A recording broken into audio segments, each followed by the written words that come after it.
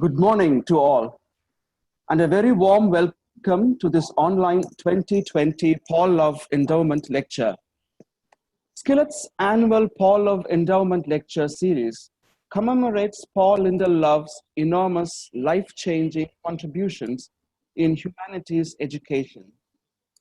His total dedication to the student community in his role as a teacher is both inspiring and worth emulating. I personally feel honored to have been associated with him as a student first, and then as a co-worker in the fields such as creative writing and resource building. His student-centric approach demonstrated his reverence for teaching learning experience. Also equally and truly enjoyable was the way he would irreverence the set patterns. We are extremely delighted, as I'm sure all of you joining us online today will be, that Professor Bill Ashcroft will give this year's Paul Love Endowment Lecture. His path-breaking contribution to post-colonial studies is well recognized all over the world. It is fitting that yet another distinguished professor and renowned theorist is with us as we celebrate the contributions of Dr. Paul Love. A warm welcome to you, sir. Thank you. I welcome the principal of American College, retired professors of the American College, professors from other institutions, researchers and students to this endowment lecture. I'm very happy to welcome the old students of the Postgraduate Department of English, American College, who have had the good fortune of experiencing Paul Love's unparalleled nobility. We thank the principal and secretary for his constant support to the SCILET activities. May I now invite the principal to offer his felicitations. Friends, the year 2020 has posed difficulties for the academic community in unprecedented ways. We have overcome most of the challenges by inhabiting the virtual world and making it our own whenever necessary. I am very happy that many of the American College alumni of English department, even from 1980s and the 1990s, are present here. Hearty welcome to all. Keep returning to your alma mater. It is really a proud moment for me to participate in the event that celebrates the life and contribution of Dr. Paul Love, a true legend of our times. I am grateful for the opportunity that I have had to relate to Dr. Paul Love very closely as a colleague, as a neighbor, and as a friend. I have yet to come across such a disciplined and a demanding teacher who could also be a fun-loving and compassionate friend of the students. One has to experience his simplicity, humility, work ethic, and commitment to the students to believe it. The unconditional love and special treatment that Paul Love's students received was resented by some and left his students the objects of envy on campus. Apart from teaching mathematics, I have served the American College in different positions like warden, bursar, and now as a principal. My big regret still is that I was not privileged to have been Paul Love's student. The American College is grateful for the magnitude of Paul Love's contribution. The Postgraduate Department of English and the Study Center for Indian Literature and English, the only resource centers of its kind in India or elsewhere. The quality of lead is revealed not only by what the person has done, but also by what happens when the person moves on. Greatness is not just an individual accomplishment. The American College recognizes the applause the selfless service rendered by Professor R. Batmanavan Nair, who succeeded Paul Love as the head of the PG English department and as the director of SCILET as well. Nairji dreamed of starting SCILET way back in 80s, wrote the proposal to start it and teamed up efficiently with Paul Love to make it a reality. He works with quite determination in taking SCILET forward, but always gives credit to others. The SCILET demonstrates how volunteerism and team leadership can help build an institution. SCILET has truly helped enhance the academic image of the American College. Time and again, the visiting accreditation teams have recorded their appreciative remarks about SCILET's contribution to the college. I take this opportunity to thank the SCILET team for its hard work, especially Dr. Premila Paul. On behalf of the college administration, I assure you of continued support. I congratulate SCILET for getting such an eminent professionally like Professor Bill Ashcroft to give the 2020 Paul Love Endowment Lecture. As we are getting ready for our academic council meeting this afternoon, I am very happy to know that the post-colonialism is an important area of study in the postgraduate English syllabus. It is indeed my privilege to welcome the students, teachers, and principals and former principals of other colleges and friends of the American College. Paul Love's legacy will live on and on in many ways in the American College that Paul Love served, loved, and lived in. Enjoy the session. Thank you. Thank you, sir, for your words of encouragement. May I now invite Dr. Premila Paul to introduce the program.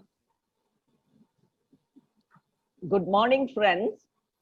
On behalf of the SCILET team, I'm delighted to welcome all the participants of this program, particularly the old students of Dr. Paul Love from the American College and Baring College, Batala, Punjab. They are all attending this session from different parts of India and beyond, totally ignoring the time zone constraints.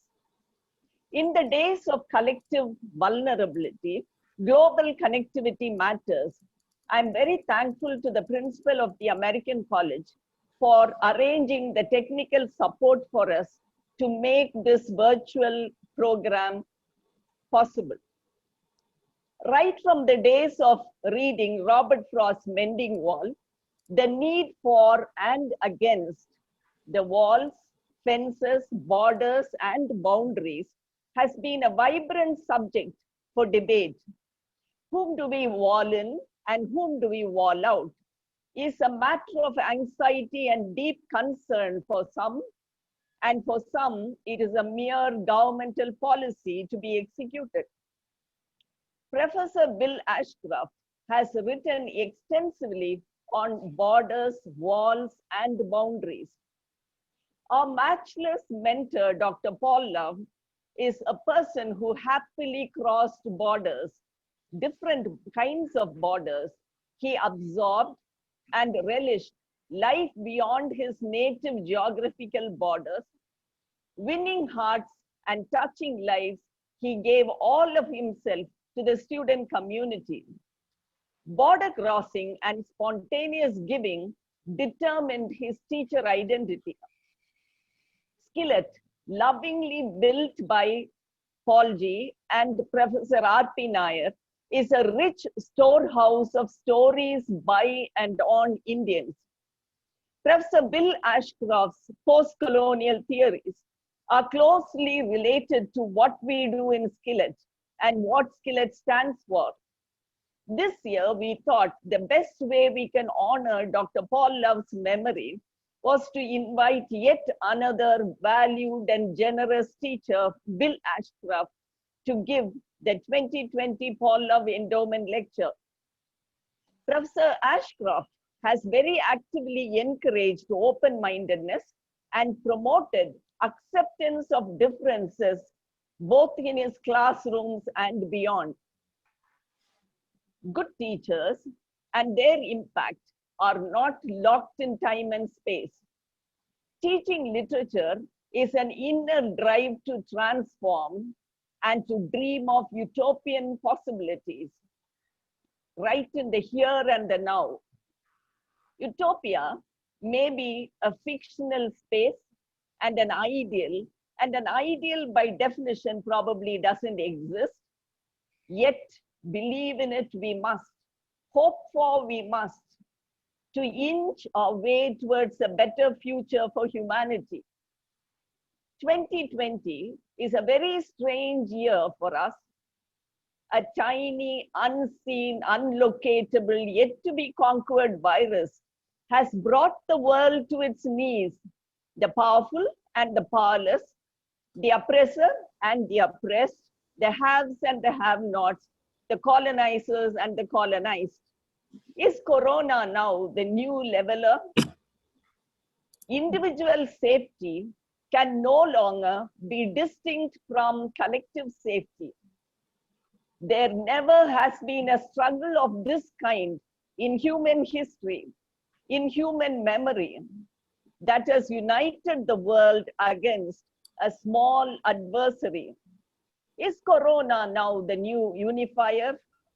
Does the pandemic offer new insights into post-colonialism and its quest for utopianism, parochial, hyper-nationalism with its narrow identity markers is on the rise all around us and all over the world.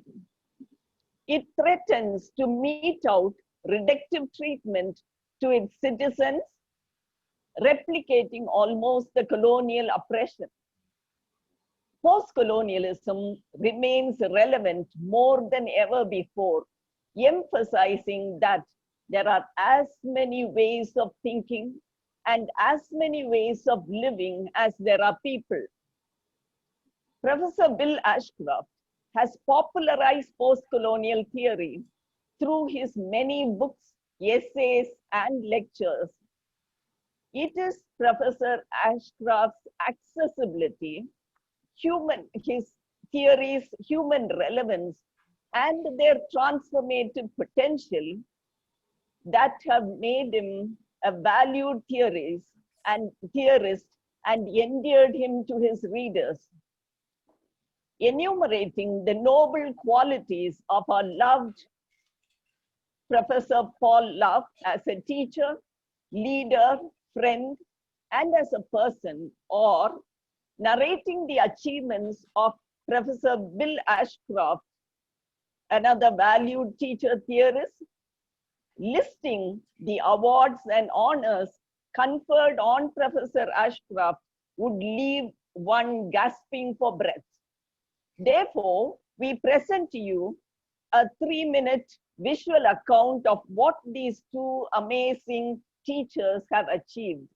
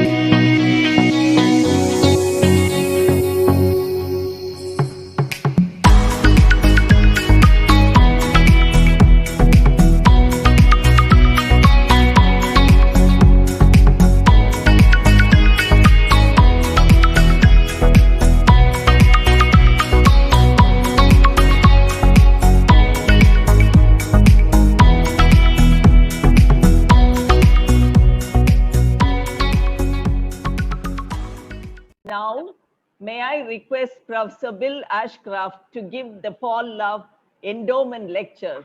Well, thanks very much, Dr. Paul, and thank you for having me here. It's a really great pleasure to be at an event which demonstrates such devotion and respect to a teacher, because that is the kind of thing that keeps us going. What I'm going to talk about today is post-colonialism today. Now, this is a very appropriate topic for this particular series of lectures because the college is one that focuses and emphasizes Indian literature in English. And that's significant because India has a very large footprint in post-colonial studies. And it's a great pleasure to be here and to talk to you about that. Now, we had a trial with sharing the screen earlier, and I will share screen and hope that you can see me in the little video box. Okay. Yes, we can. Okay, good. So you can see my face. That's in a small picture. Now I just want to check that we does the video the PowerPoint progress? Can you see the next slide? Yes, we can. Yeah. Okay. All right. Well, I'm going to talk about post-colonialism today. And first, I want to start with just an explanation of what it is, because there is a great deal of confusion and argument about post-colonialism, particularly around the post. But it's that branch of contemporary theory that investigates and develops propositions about the cultural and political impact of European conquest upon colonized societies and the nature of those societies' responses. So there's two aspects. There's the impact of European conquest, and that's where Edward Said's Orientalism comes in, and the nature of those societies' responses. That's where the Empire Writes Back focuses its interest. Now, the term refers to post-invasion and not post-independence. You know, there's a lot of confusion about the post, and you will find people saying, you know, we are not post-colonial, and particularly Indigenous people will say that, and of course it's true. But it doesn't identify chronology. It's not after colonialism. Neither is it an ontology. It's not one way of being post-colonial. It is, above all, a way of reading. And that way of reading is not only focused on the past, on the colonial adventures of the British Empire in particular, but on the continuation of imperial power into the present day.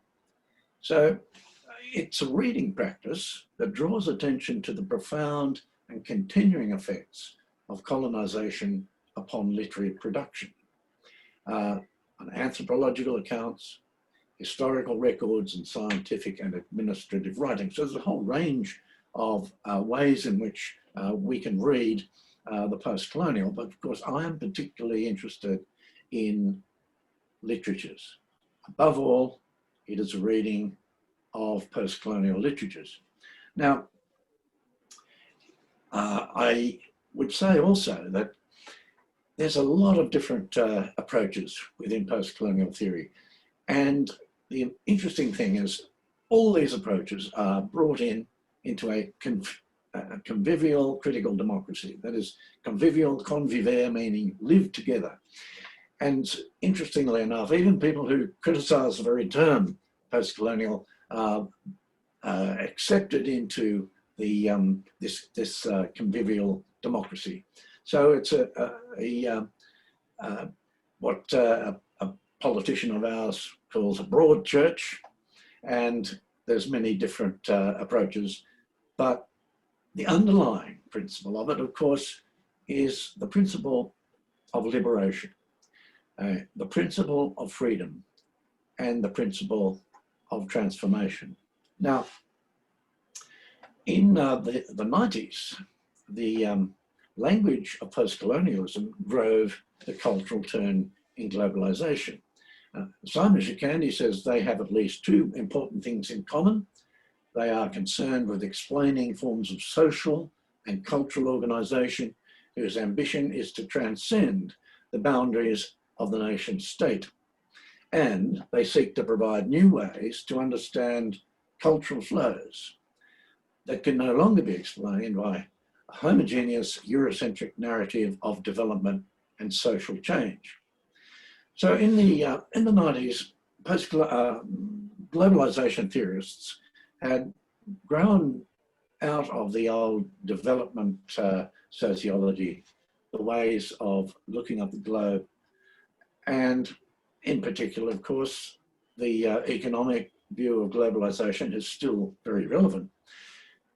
But the cultural turn is one that was driven by the language of post-colonialism. So very early on in the story of post-colonialism, the language drove globalization studies. But since the turn of the century, there's probably very few disciplines that have had the idea of the future thrown at them so often and so heavily. The idea that post-colonial is over, you know, what was post-colonialism? In fact, I wrote a book myself on post-colonial futures. And there's a plethora of ideas about the future of post-colonial studies arose at the beginning of the century. And so the growing themes seem to be interwoven with post-colonial analysis. There's, of course, transnational literatures, which brings in diaspora, diasporic writing. This transculturalism, which originated, as you know, probably in South America, and the idea, of course, is that there is a contact zone between the powerful and the powerless, but both are changed in that transcultural contact zone. The idea of multiple modernities. We've been taught that modernity swept like a wave from Europe over the world, but in fact now we're discovering that modernity arose separately in different places, coeval with European modernity. And so, of course, world literature, which has an interesting relationship with post-colonial studies, because what is the world? If you see the commentators on world literature, it still tends to be very Eurocentric. And cosmopolitanism, post-colonial sacred, post-colonial eco-criticism, all these themes began to emerge and grow strong with many, many adherents during the beginnings, the first decades of the 21st century. But the interesting thing about post-colonial analysis is that it continues to be relevant in analysing the operation of power, the technological and economic power, and their colonising effects. Just on that particular point, I want to stress that post-colonialism is not a grand theory of everything. But nevertheless, it has developed strategies that can address the contemporary operation of imperial power. And it has many different avenues and many different foci, but it continues to be relevant because it is so adaptable and so dynamic. Now, what I want to talk about with all these different futures, if you like, with all these different aspects of post-colonialism, I want to talk about how I am developing post-colonial studies, and with three different topics. There's post-colonial utopianism, borders and bordering, as Dr. Paul mentioned, and I want to mention the concept of transnation, which is different from transnationalism, but we'll get to that. Now, the first thing is post-colonial utopianism. It's interesting that the Utopian Studies Society was formed in 1988, and the Empire Writes Back was published in '89. And the interesting thing is they had nothing to do with each other ever since. Nothing to do with any sort of cross-fertilization until very recently. And the idea of utopia is an interesting one. But utopian theory is driven by Ernst Bloch, with his magisterial, The Principle of Hope. It was written between 1938 and 1947, an interesting period to be talking about utopia, the period of war, the period of Adolf Hitler, but translated in 1986, and it has become the foundation of much thinking about utopia. And of course, this is backed up by Frederick Jameson, his Archaeologies of the Future, and his many other essays on utopia, have developed a link between Marxism and science fiction. These are the disciplines that have been most interested in utopia, but I have insisted, I guess, that utopia is absolutely significant for post-colonial studies. Now, there's a difference between utopia and utopianism, and that's important to recognize. A difference between the placeless place of Thomas More and the spirit of hope, between the representation of utopia and the anticipatory function of utopianism.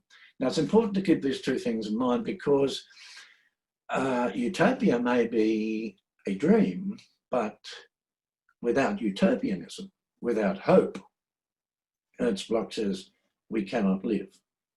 So Lyman Tower Sargent refers to utopianism as social dreaming. And Rose Levitas says that it's the desire for a better way of living expressed in the description of a different kind of society that makes possible that alternative way of life. And the irony of post-colonial utopia is that Thomas More's utopia is a record of imperial invasion.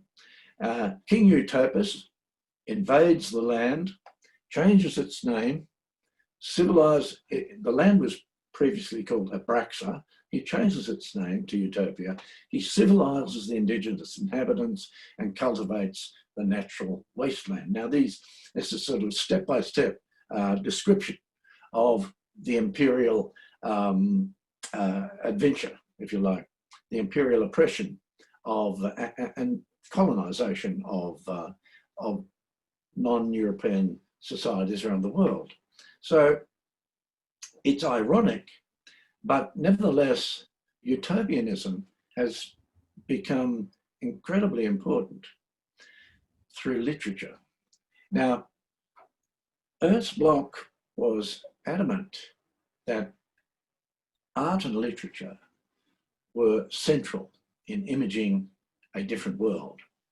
And he's written a book on, the utopian function of art and literature.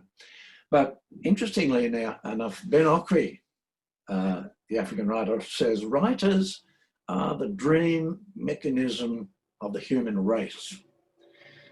And the dream mechanism, in other words, writers are the ones who imagine a different world. They're the ones who can imagine a changed world, can imagine a possible world. So for Bloch, is a very important term is Vorschein, foreseeing, or anticipatory illumination. It's the revelation of the possibilities for rearranging social and political relations to produce Heimat. Now, what was Heimat? Well, it's interesting because Heimat, at the time he was writing, was a very, very political term. German Heimat was about homeland, and it was about taking back the homeland. And what Bloch is doing is very cunningly resisting that with a different concept of Heimat. It's the home we have all sensed, but never experienced or known. It is Heimat as utopia that determines the truth content of a work of art. So Heimat, that home we've sensed, but never experienced, that dream is the possibility that imaginative creative arts bring into play.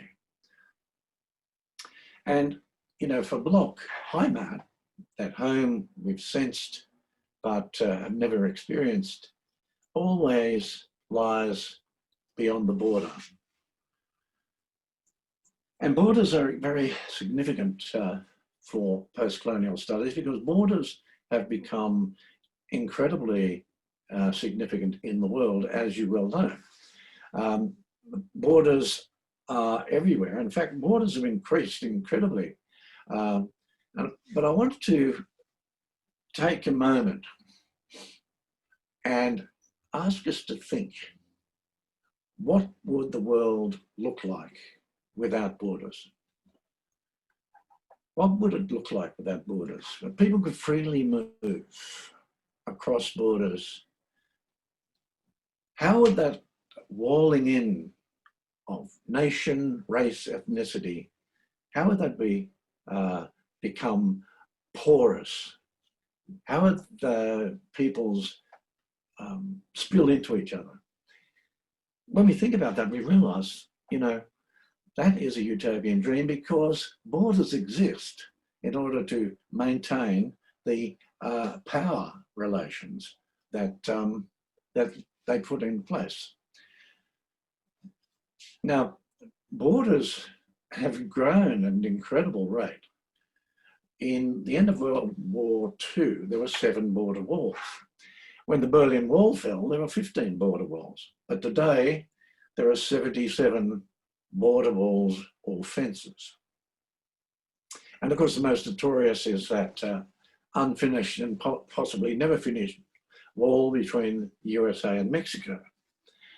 But nevertheless, borders are increasing. Why? Because of the increasing mobility of populations, of people seeking refuge, of asylum seekers. And what has occurred, of course, is that nations have a hysterical response to this, putting borders around their nation so that people, others can't get in. And the borders, the walls themselves, construct who is other. So let's think about what a border is.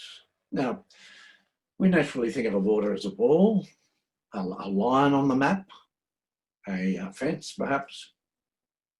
We think of that border, which I just showed, which is the border, the wall between Palestine and Israel.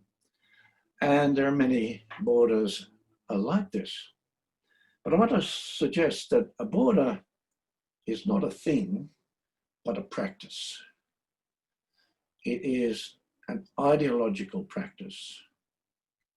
And it just doesn't only surround the nation.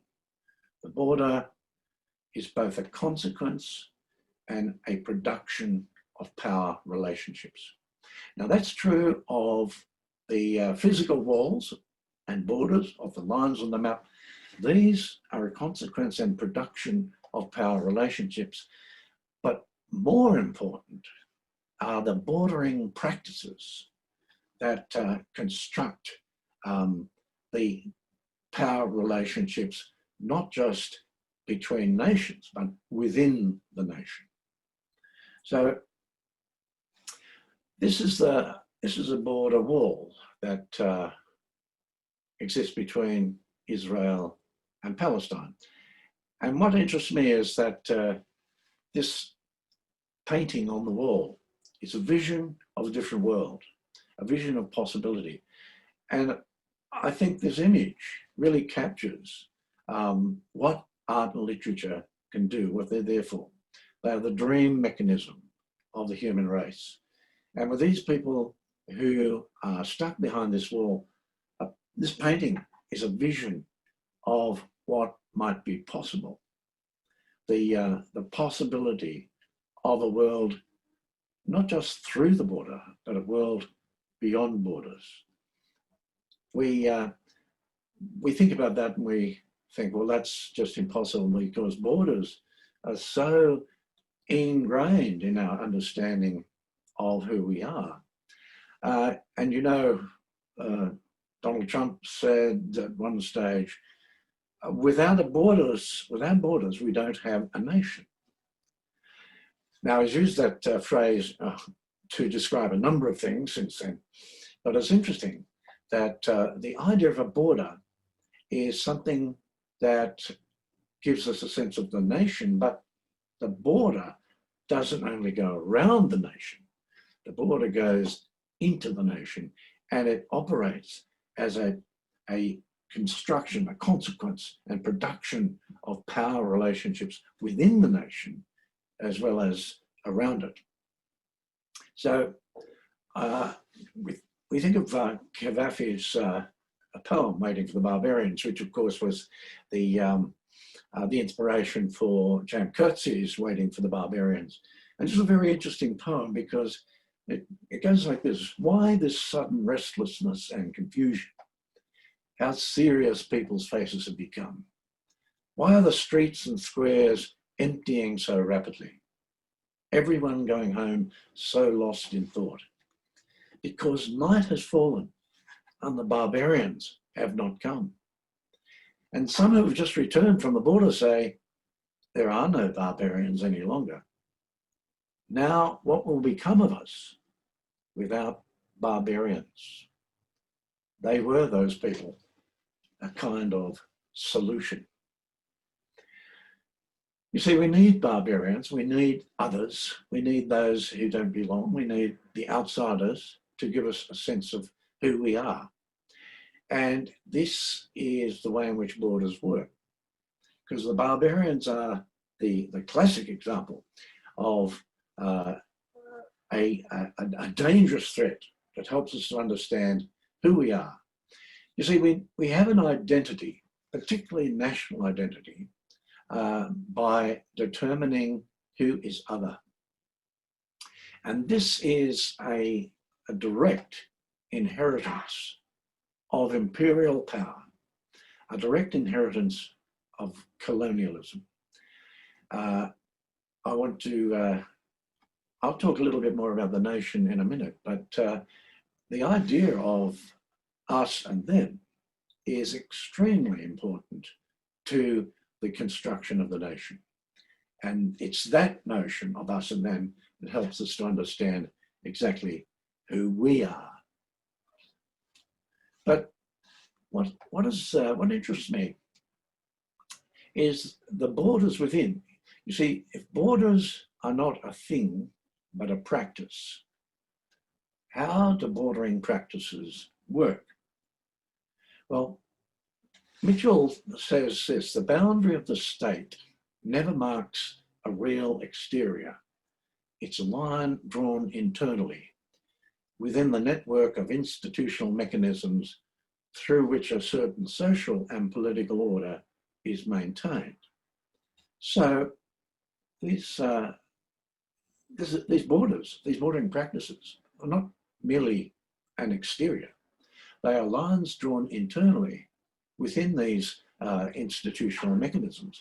Now, it's interesting that the Australian Border Force actually announces this as part of their policy, that the border is not just the border of the nation, but you see, they extend the border out beyond the nation to capture people who are trying to get into the country. More interestingly, the boundary of the state is drawn internally And that poses a very interesting proposition for citizens of the nation. Bordering practices include rules, laws, restrictions, surveillance, and more subtle forms of pressure, such as nationalist rhetoric. Now, these things are what Gramsci calls hegemonic. They are dominance by consent. They encourage dominance by consent. And so through these bordering practices, we consent to be dominated by the state. And that is what Althusser calls ideology. We are born into ideology. We're born into these bordering practices. We're born into a notion of who we are in the state, in the nation. Now, we often confuse the nation with the state, and I want to make a distinction between the state, which is the architecture, the political architecture of the country, and the nation, which is the multi-ethnic mixture of people within those borders, within and around those borders. That I'll talk about in a minute, but there are 8 borders or boundary markers as criteria of national membership. If you think about this in terms of your own nation, national ancestry, being of the national religion, birth on the country's soil, having lived in the country for most of one's life, language skills, respect for the country's laws and institutions, having host national citizenship, and feeling as part of the nation. Now, you think about all those, and how many people within the nation cannot own up to all 8 of those, and yet they belong. But what Simonson is pointing out, that these are the borders, the boundary markers that determine who is in and who is out, who is us and who is them. And them can be people within the nation, people within the state. And that's where racist and ethnic violence begins. Because the violence is about the other. The other always makes us fearful. The other is always a threat to our identity. That is the way the bordering practices are designed to work. So the borders within are incredibly important for understanding how borders work. And this is where literature comes in, because literature is a matter of horizon. Literature looks beyond the borders, around the corner of the borders, and Salman Rushdie, in Step Across This Line, says, good writing assumes a frontierless nation. Writers who serve frontiers have become border guards. And in our deepest natures, we are frontier crossing beings. We know this by the stories we tell ourselves. We are storytelling animals too. So think about this for a moment. Good writing assumes a frontierless nation. In other words, good writing is always a matter of unbelonging. Good writing is always crossing borders. It's always resisting the pressure of bordering practices to make us into a particular kind of individual. And it does this, of course, because the horizons of literature are about possibilities, about understanding potential. They're about hope. And that's not to say that every piece of literature, every novel is particularly hopeful or optimistic. But literature, by its very nature, by its imaginative thrust, is about a different kind of world. So for Edward Said, exile is both the mind of winter and the invigorating condition of the public intellectual's engagement with regimes of identity control, such as nation, religion, culture, and ethnicity. They're not all diasporic people are exiles. Nevertheless, we can be exiles in our own country. And being an exile is, on one hand, the mind of winter, but for what Said says is that this condition of exile, this condition of unbelonging, a condition which can be generated by literature, is the invigorating condition of the public intellectual, the invigorating condition of those people who want to face and resist the regimes of identity control, such as nation, religion, culture, ethnicity. And of course, as we saw before, all these things interweave and intermesh to construct us as subjects. And that is, again, why is that of interest to post-colonial studies? Because it's a classic continuation of the process of subject construction that is central to colonization. Now, the creative spirit, for which literature is a powerful metonym, is the ultimate border crosser. It is inherently post-national because its tendency is not to belong. The nationality of literatures being a function of reading rather than writing.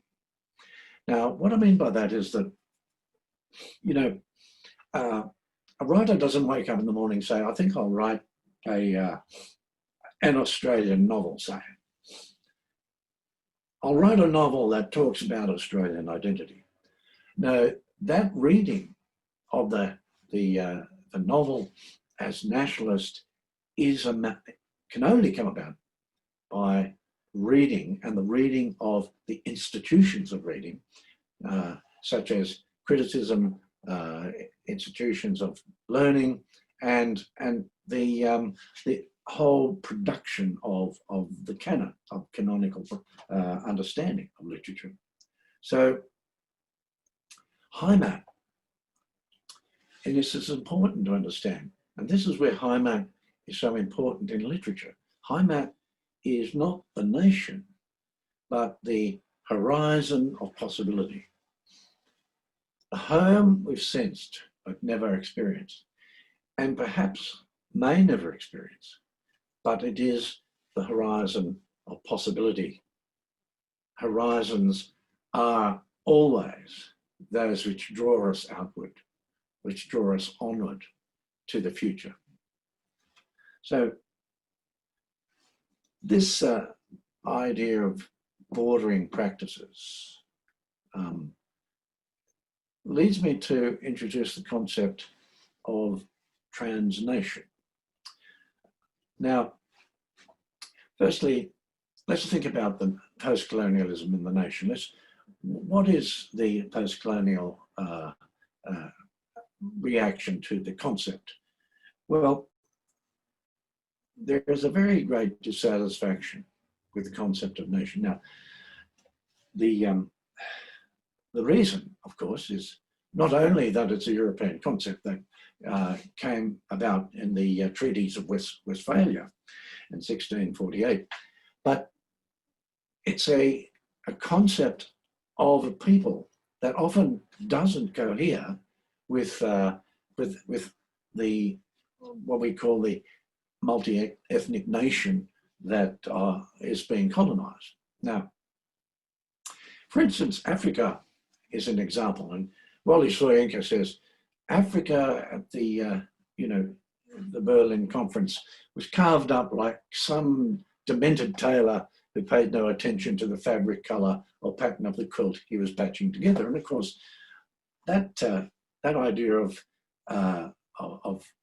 carving up Africa is the classic example of the operation of colonization, because those borders, they cut ethnic groups, they cut through ethnic groups, they cut through language groups, they brought together people who were, traditional lifelong enemies.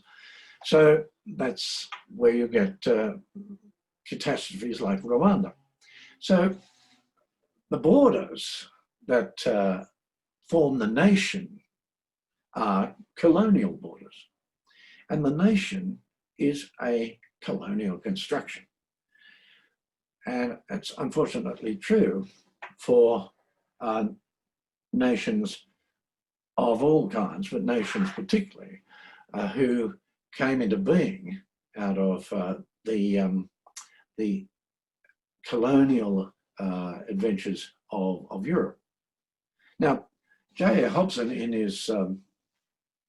his book Imperialism, said empire-bred nationalism undermined the chance of true internationalism. You know, a true internationalism is one that is not constantly comparing itself to the other. You know, it's not one that constructs others through bordering practices. But Partha Chatterjee is even more interesting idea, and he says that nationalism undermines the progress of decolonisation because the national form is hostile to their own cultures. And he said, you know, while you know, nationalism might overturn the Orientalist thematic of the passive Oriental, it brings in the European concept of you know, the European history of you know, reason and political construction, and these things are not necessarily always relevant to a country. And of course, two Indian thinkers, two secular saints, if you like, of India, were very clear about this. I see these two thinkers as utopian in the sense they saw an India beyond the nation state. They saw an India that had dispensed with nationalism, because what both Tagore and Gandhi understood is that nationalism always goes hand in hand with racism. The nation always attaches itself to some sense of ethnic identity, and that is true no matter what the nation is. So this is where the concept of the transnation comes in, because the transnation is the nation that circulates around the bordering practices of the state. The transnation is the nation that refuses to be confined within the colonial bordering practices. It's the fluid migrating outside of the state that begins within the nation. It's a way of talking about subjects who circulate around the bordering practices of the state. Now, there's plenty of theoretical background for this, but it's important to remember that ordinary citizens, ordinary subjects in the nation are capable of moving around, of circumventing those bordering practices. And this is very dangerous to the political leadership of the state. So there are a number of theoretical examples, but perhaps the best one, of course, is Deleuze and Guattari's distinction between smooth and striated space. Smooth space is like felt, it's rolled, it has no real warp or woof. It's not like an ordinary piece of material, whereas striated space has got structure, it's texture. And the striated space is the space of the state, whereas the smooth space is the space of the transnation that moves in and around that striated space. Now, the transnation, members of the transnation can participate in the striated state space. But the fact that it is capable of moving around the striated space of the state makes it constantly threatening. And that's why states of all kinds, but states who claim to be democratic, liberal, have increasingly introduced the surveillance of their own subjects, surveillance of their own populations. And because the alibi is the state security, we want to prevent terrorists from coming in. But in fact, there's a deeper threat to the state, and that's the smooth space of the transnation. That is the capacity of ordinary citizens to circulate around the bordering practices of the state. So smooth space and striated space, these are the two, the smooth space of the nation, the transnation, striated space of the state. And these things are constantly in tension within any country. Now, the transnation can coincide with what Scott calls infrapolitics, that is the undramatic, everyday and mundane acts of quiet evasion, slowdowns, false compliance, feigned ignorance and sabotage carried out by factory workers, that when performed by many change or alter a landscape of power. Now, I think this is an interesting example of the way in which transnation can work, but it's important to realise that the transnation is not necessarily insurgent. It's not necessarily intentionally disruptive or rebellious. The transnation is the capacity of ordinary citizens to move around the structures of the state. And that, as I said, is incredibly threatening to those who run the institutions of the state. So the creative spirit is the ultimate border crosser. And that's where we bring together the notion of utopia, literature, and the transnation. It's there in the creative spirit. The creative spirit is about unbelonging because it's beyond the border. It looks beyond the border. It constantly crosses the border.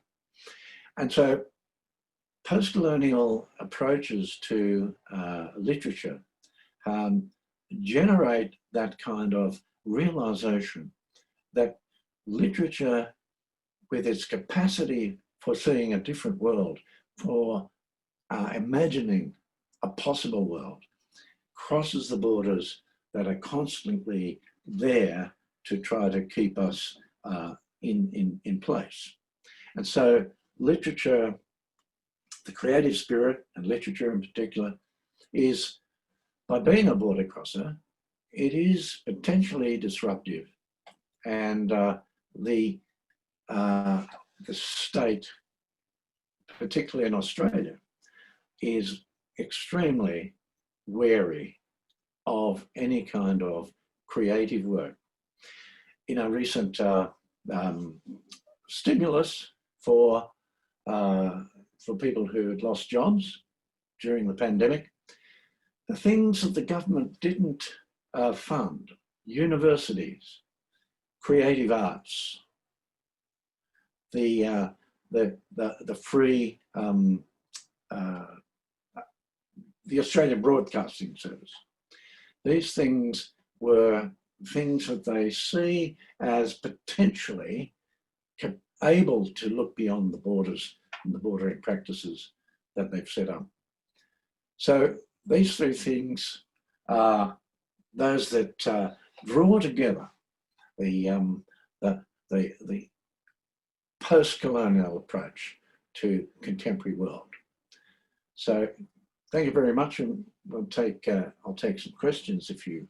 Thank you very much indeed, Professor Ashcroft, for reorienting our thinking on post-colonial studies. And thank you for accepting to take some questions. We have received quite a number of questions. We will call your name one by one, and when your name is called, please unmute your audio and switch on your video without wasting time, and then ask your question. Please keep your questions clear and short. First question is from Professor Abhinaya. Abhinaya, can you please unmute your audio and ask your question? Am I audible? Yes. Yes. I'm trying to get speaker view here, but anyway.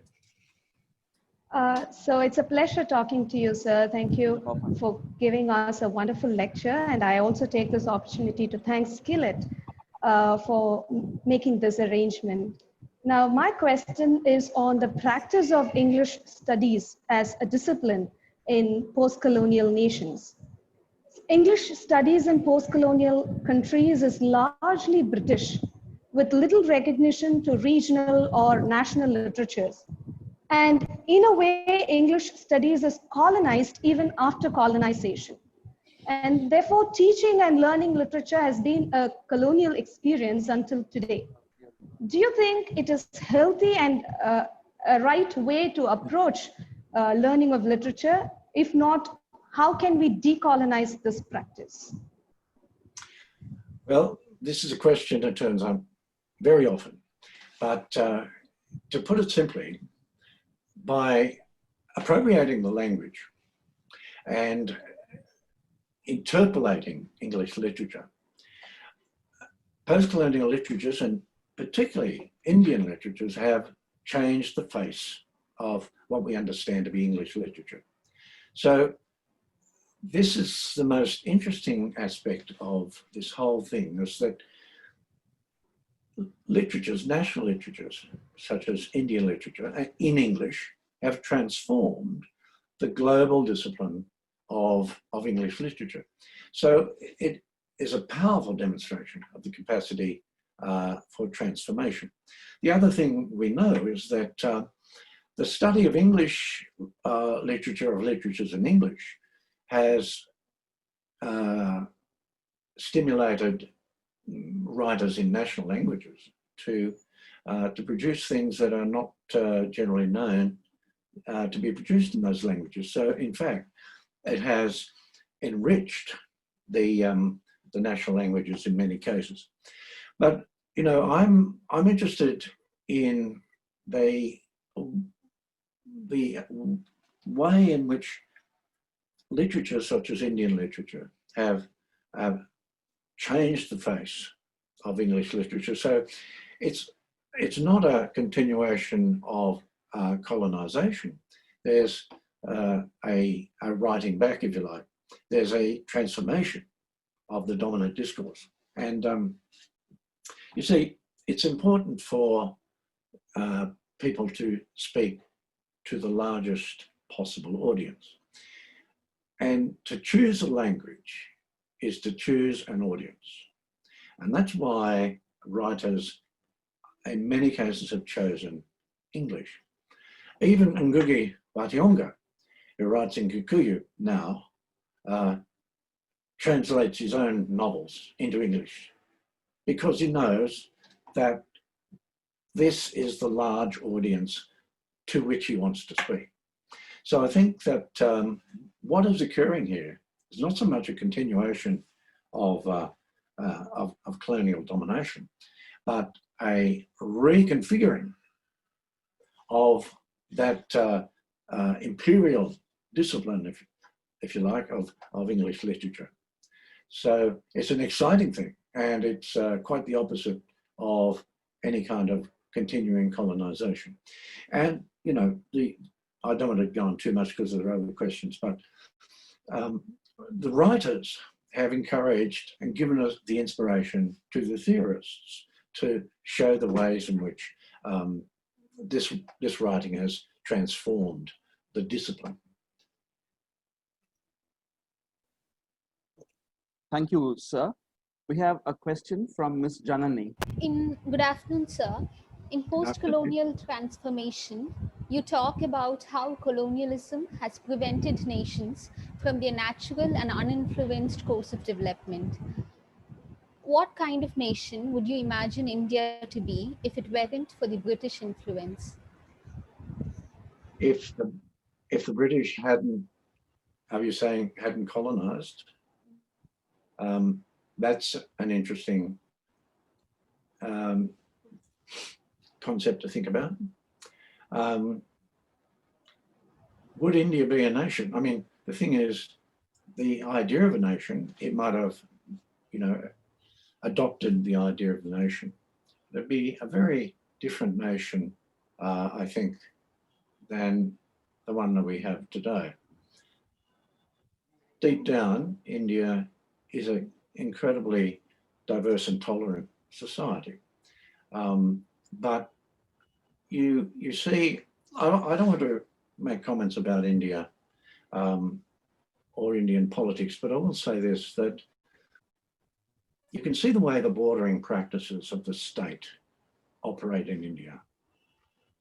Now, those bordering practices are inherited from the imperial invaders. But those bordering practices are ones that separate. They create borders. They create borders within the state. They create borders within the nation. And those are borders of ethnicity, religion, and caste. And those are borders that continue to operate to the detriment, I think, of the full diversity and richness of Indian culture. But having said that, of course, there's very few cultures in the world that are as rich as and diverse as India's. But, you know, that's trying to think of possibilities, trying to think what India might have been like. It's extremely hard, but it certainly would be different. Thank you, sir. We have a question from Professor Virsha. Very good morning, sir. Good afternoon. Good afternoon. Yeah, so this is my question. What is your view on the fundamentalist view of reclaiming an ideal cultural identity prior to the period of colonization, as in the case of what is happening in India right now? Is it not regressive? Does such a cultural identity even exist, given the fact that our colonial experience is now an integral part of our identity? Okay. Cultural identity, like belonging, is created, it's constructed. You know, it's a myth to think that we can return to some pre-colonial cultural identity. I will say, I'll add this too, I think identity is the great fiction. And particularly national identity, but cultural identity is something that is continually evolving, something continually dynamically evolving. I had an interesting experience. There was I had a Samoan student who said she asked these basket weavers, the Samoan basket weavers, they would weave with straw or whatever the traditional thing was, but they used nylon thread, colored thread, through it. So it was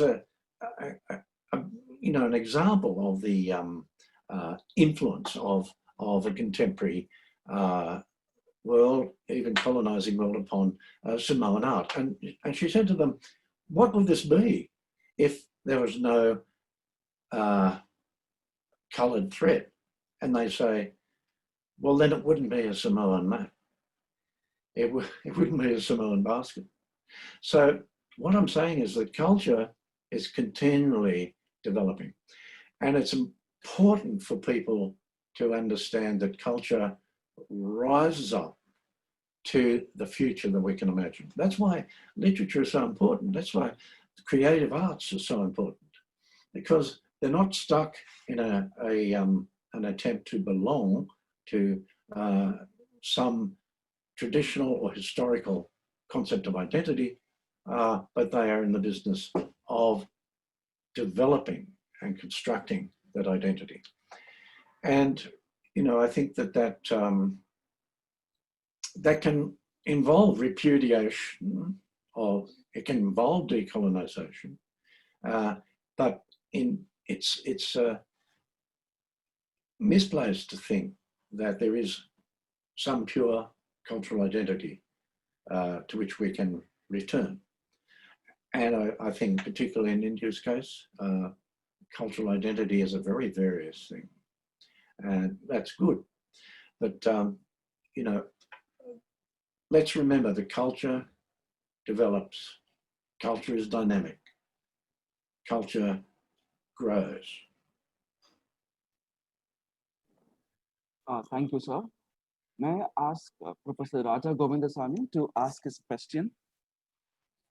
Professor Raja Govindasamy? Yeah, thank you very much. I'm hitchhiking on what Janani had raised by way of question. In a sense, the very formation of the country after its independence is a mixture of many smaller states that came to be a big union now. So I'm calling even this coming together as a transnational creation. And although there are occasions when this union looks like a crucible, I consider it a SCILET bowl. And that literature does unite so many of us. I just wanted to tell you, I just want to ask you, what do you say to that?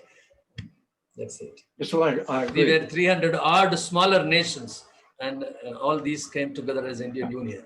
Thank you. Yes, well, I think I agree with that because, Wittgenstein argued against the idea of essence, an essential thread that runs through and any concept. And he would argue against the idea of an essential identity, certainly essential national identity. And I think your image of the salad bowl is a very good one, because the Indian salad is one with a very rich array of vegetables. And it's one that, is full of dynamic capacity for change and interaction. And I think that's right. That again, Indian identity, and put that in inverted commas, is a salad with many different provincial and regional and and also religious and ethnic vegetables that makes it up. And so I think we ought to keep that in mind, because it's the perceived job of the state to try and produce uniformity into that mixture. And there's no need to, because a mixed salad is a great thing. I like that. Thank you. Thank you very much, Bill. Thank you, sir. We have Mr. Kumaresan next. Yeah. May I ask the question? Yes, please go ahead. Hello, Bill. Colonialism has made a very strong impact, especially on culture and religion of the natives. What do you think of the positives and negative impacts it made on the culture and religion? On the cultural elite, did you say? Yeah, culture and religion, the impact of colonialism on the positive and negative impacts on culture and religion of the natives. Oh, well, I don't think, see, India's a very interesting case, and which you've got a very strong religious affiliations. I mean, Christianity is one of those affiliations, but it's only one amongst many. So in that respect, I don't think that that colonization had a great impact. And that was in a sense intentional. That originally there was a plan to teach the Indian elites English through the Bible. But that plan was chucked out, and after Macaulay's Minute, English literature was chosen as the vehicle of European and Christian values. But having said that, the tables were turned on the colonial administrators because something happened that they would never have foreseen. And that is that the Indian elites, the Indian intellectuals took the language and transformed it, and particularly, of course, Indian writers. They took the language and they transformed it to make it a cultural vehicle. So in that sense, what happened with the colonization of India is something that the administrators would never have expected. And that is that they transformed the language and also transformed the discipline of English. So in all that mix, colonization had very little impact on the diverse religions of India. What the colonial rulers were more interested in doing was convincing people that England, that image of English literature, was the center of the universe, the center of the world. In some cases they succeeded, but mostly with Indian writers, they didn't, because by taking the language and talking about the local, they transformed the discipline of English literature itself. So that, that was amazing and very powerful thing. Thank you, sir. So Dr. Pamela Paul, to the question. My question is about Behruz Bhoochani, the Kurdish Iranian asylum seeker who was languishing in the camps, who had criticized the offshore policy of Australia, winning the biggest literary award in Australia itself. Here is a man who was denied citizenship for a number of times, who lived under constant fear of his mobile being confiscated. In fact, he wrote his whole novel as a sum of parts. He kept sending text messages to his translator. And the content itself is about the trauma of waiting. And he had criticized the Australian offshore policy. But he was honored with a big award like Victorian Premier Literature Award in 2019. Is it a kind of contradiction of sorts? Oh, yes, absolutely. It's a political contradiction. Now, he was awarded a literary award from the Labor government of Victoria, while the coalition government wouldn't let him. They let him into the country, but they wouldn't accept him as a citizen. And as you know now, he has moved to New Zealand, and New Zealand has accepted him. Now, this more or less is right in the center of what I'm saying about the bordering practices of the state. What asylum seekers represent to the government are the other, the barbarians. They are the ones who must be kept out in order for us to have a nation. It's an outrageous, unjust thing. But it is one that is being pursued by countries around the world. Now, what Australia has done is to put these asylum seekers into a state which exists outside the law, outside the country. And to do this, they even excised Christmas Island, which is an Australian island. They made it outside Australia so that people who arrived there wouldn't be on Australian soil. The Australian government has shown the kind of desperation that all nations have demonstrated, all states have demonstrated about the circulation of people in the world, circulation of people looking for refuge. And it demonstrates to me that two things: the power of the bordering practices of the state, but also the power of the transnation, because the transnation is the way in which only got recognized, got celebrated, and people all around Australia are you know, constantly interested in and celebrating this man. And it's perhaps a classic demonstration of the tension between the transnation and the state, you know, because the state always exists to create uniformity through its bordering practices, but the transnation is always, you know, whether rebelliously or just quietly, is always circulating around those bordering practices. So Barus is a good example of this tension. And, you know, I'm just sorry that he had to go to New Zealand. I think, you know, we could have shown Australia to be a much better place if he's allowed to stay. But of course, that wasn't to be. And, you know, we can't only blame conservative politics because this whole process was instituted by Labor government. So, you know, it's the tension between the state and the transnation. That's what we're looking at here. And he is right at the center of it.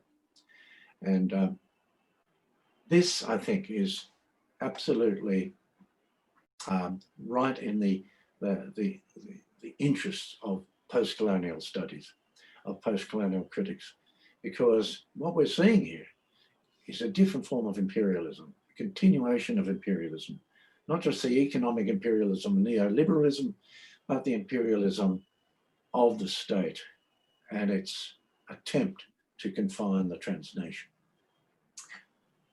Thank you. We have a question from Ms. Judith. Good afternoon, sir. Thank you very much. First, I wish to thank SCILET for providing me this opportunity to speak to Professor Bill Ashcroft.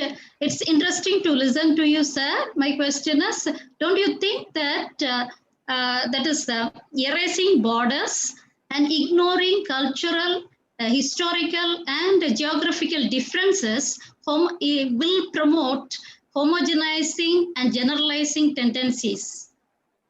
Well, absolutely, yes. I do agree with that. You see, the whole function of the state is to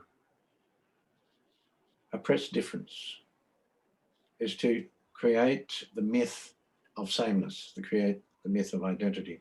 And it does that in the various ways that I mentioned, you know, not just laws and instructions and borders, but also in a more subtle sense of national identity.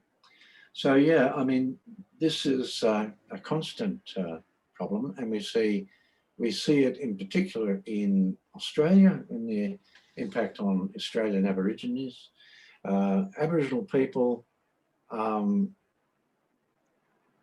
Well, you know, we could start a long discussion about this, but they were colonised, and Australia is that interesting phenomenon, a settler colony. It's both colonised and colonising, and to do that, the borders were created that were bordering practices that tried to dissolve the cultural reality of those people. So for Australia, it's most obvious with the Aboriginal people, but it's true in all in all colonised countries. And the post-colonial process is one that tries to, you know, release the grip of that uniformity caused by the bordering practices of the nation state, which is, as I repeat, an inheritance of the colonial control of space. Thank you, sir. Okay, Prashant is there to ask a question. Prashant, Paul. Hello, Professor. Hello. I'm an avid follower of sport, and my question is related to sport. A number of sports a number of sports have been introduced by the British to their colonies, none bigger than cricket when it comes to the Indian subcontinent. What role has cricket and sport in general played in terms of giving an opportunity to these colonies to get back at their once masters? Can you also differentiate the role that cricket has played in this particular context versus, say, the Ashes in Australia? Yes, well, there's a number of things we can say about this. Of course, cricket has been a great way in which India has got back of the empire. And, you know, cricket is incredibly popular, but also India is incredibly good at cricket. I've often thought that the different cricketing nations have all appropriated cricket in their own way, much like the way English language was appropriated. And they've appropriated with different styles, with the West Indies, Australia, India, to just to name the major ones. They've appropriated this sport with their own style, and in this way have created a world sport. It's not only, you know, cricket had all the appurtenances of the British green, the idea of gentlemen who didn't get paid and professionals who were just ordinary cricketers. It brought a whole lot of class distinction with it, but this was washed away by the way in which the colonies took on the sport. So it's interesting to me because it's a demonstration of the ways in which appropriating a dominant discourse can allow the dominator to transform the discourse, if you could think of cricket as a discourse for a minute. So, yeah, I think that that's a very interesting example of the ways in which the colonized people can transform the discourse that dominates them. Now, the second part of your question, I can't remember, but does that satisfy you? It was just about differentiating the role that cricket has played in this context when it comes to Ashes in Australia as opposed to the other countries. Well, you know, we have a historically ambiguous relationship with Britain. You know, in the 1890s, when nationalism was developing in Australia, we're also quite happy to be empire loyalists, and this kind of ambivalence sent us straight into the First World War to fight a war that had nothing to do with us. So Australia has got this incredibly ambivalent relationship with Britain, but one of the things about cricket is that we do love to beat the Poms. We do love to beat our historical colonial masters. But it doesn't, it's not a feeling strong enough for us to get rid of the Union Jack on the flag or become a republic. So, you know, Australia is incredibly ambivalent, wishy-washy when it comes to relationships with England, because basically we're too lazy to change things. Thank you, Professor Ashcroft. That brings us to the last question, and that will be by Dr. Geeta Kanagaraj. Hello, Professor. Hello.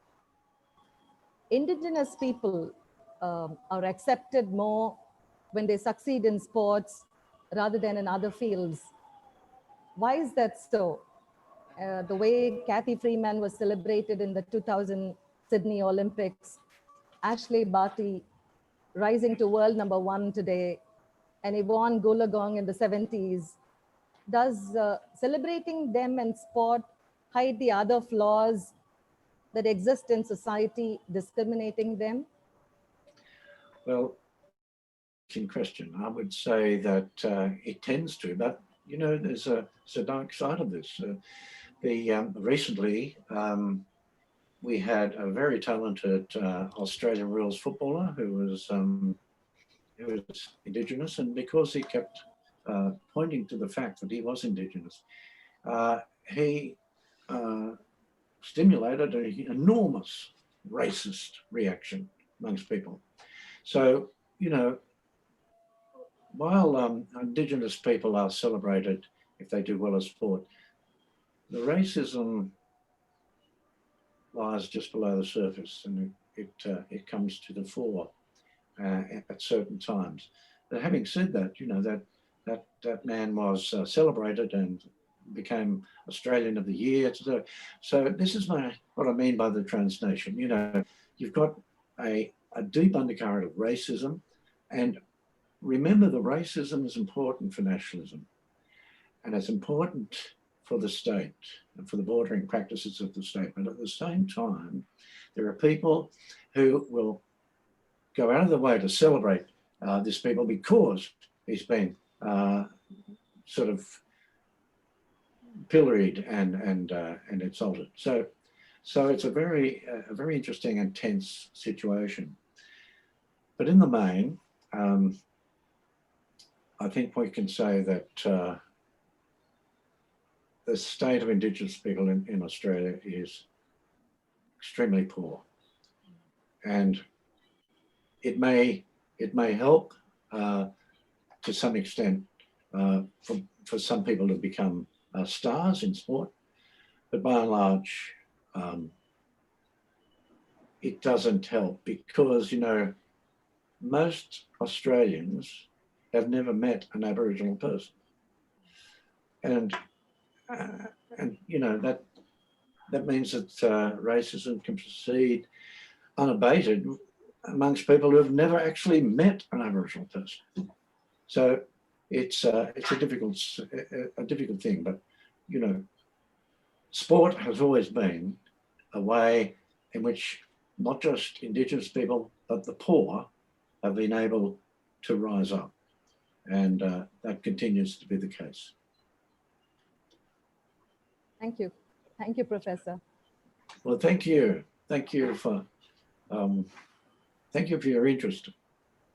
Well, gentlemen and ladies, we have come to the end of the program.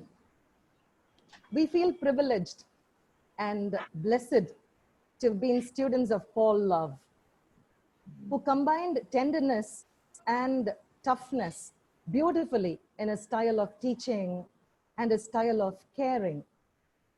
This Paul Linda Love Endowment Lecture, arranged year after year, is a humble attempt to help former students to reconnect with the postgraduate department, with the SCILET, and with the college.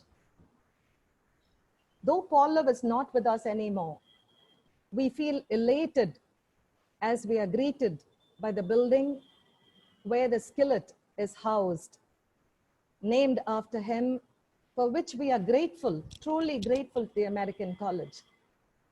We have come to the end of the celebration of this annual event. Amidst the panic being caused by the pandemic all around the world, there is something that you and I have in 2020 to fondly remember. Professor Bill Ashcroft. We can never forget the world-renowned Professor Bill Ashcroft's intellectually stimulating lecture on post-colonialism today. Who did imagine that we would have an eminent theorist with us? Thank you, Professor. Thank you very much. Thank you, and thank you, SCILET. It's been a pleasure. Far have we traveled in literary theories, and far Professor Bill Ashcroft would have had to travel to be with us, if not for how far technology has taken us to keep us functional during the times when a wee virus is threatening to colonize the world. On behalf of Paul Love students, I thank the principal and secretary of this 139-year-old American college Dr. Davamani Christopher, and other administrators of the college. I sincerely thank Professor Padmanabhan Nair, who continues to be a matchless mentor and an institution builder. And I thank Dr. Pramila Paul, an inspiring leader teacher, molded by love, Paul Love. It's a pleasure to watch the dedication with which the two leaders, Professor Nair and Dr. Pramila Paul, be with the squad that works tirelessly. Let me thank the study center, the SCILET team.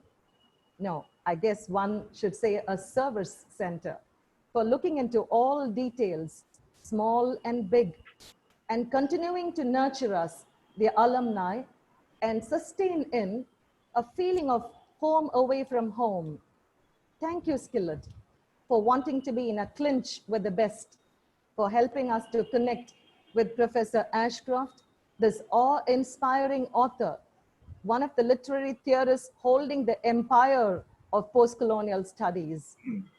Now, we realize that such rare intellectuals can be warm and humane individuals. After interacting with you, reading your writing will mean much more to us than ever before. It undoubtedly gives immense satisfaction to know that there have been learners from various parts of the world attending this virtual program. Thank you very much, dear participants.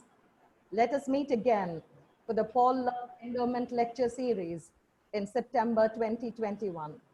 Until then, wishing all of you an exhilarating academic journey. Good afternoon. Good afternoon. Thank Good you, evening. Dr. Ashcroft, very much for this content-packed, engaging and meaningful lecture, and also for your immense patience in answering all our questions. We sincerely hope that you can come to Madurai when border crossing and continent hopping from down under becomes safe and possible. Thank you very much indeed.